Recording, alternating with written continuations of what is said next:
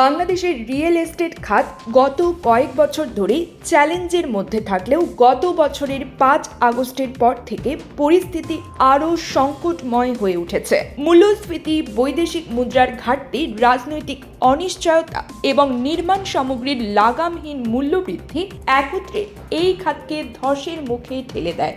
বিশেষ করে বিলাসবহুল আবাসনের বাজার কার্যত স্থবির হয়ে পড়েছে, যার অন্যতম উদাহরণ জেসিএক্স ডেভেলপমেন্টস লিমিটেড। জাপানের গ্রিড গ্রুপের সঙ্গে অংশীদারত্বে পরিচালিত এই প্রতিষ্ঠানটি মূলত 4 থেকে 9,000 বর্গফুটের অ্যাপার্টমেন্ট নির্মাণে পরিচিত। জেসিএক্স এর পরিচালক এম মুহিত হাসান বলেন, এটা আমাদের জন্য টিকে থাকার বছর। রেভিনিউ না এলেও ব্র্যান্ড ইমেজ ধরে রাখতে কাজ চালিয়ে যেতে হচ্ছে।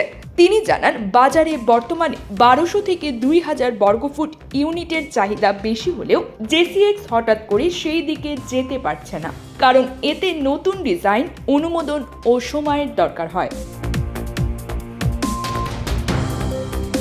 তবে প্রতিষ্ঠানটি বাজারের সঙ্গে খাপ খাওয়াতে বসুন্ধরা ও জলসিঁড়ি এলাকায় 5 থেকে 6 কাঠার ছোট প্লটে কাজ শুরু করেছে।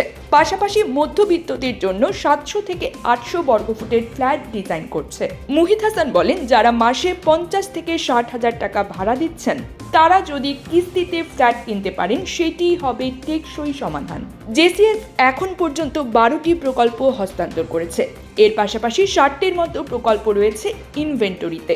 তবে বর্তমানে নির্মাণ সামগ্রিক দাম 30 থেকে 40% বেড়েছে। ব্যাংক ঋণের সুদ ছাড়িয়েছে 11%। এই অবস্থায় পুরনো ক্রেতারা কিস্তি দিতে পারছেন না, আবার নতুন ঋণ নেওয়াই কঠিন হয়েছে। এদিকে জমির রেজিস্ট্রেশন ইস্যুতে বাজেট পরবর্তী অস্পষ্টতা নতুন বাধা হয়ে দাঁড়িয়েছে।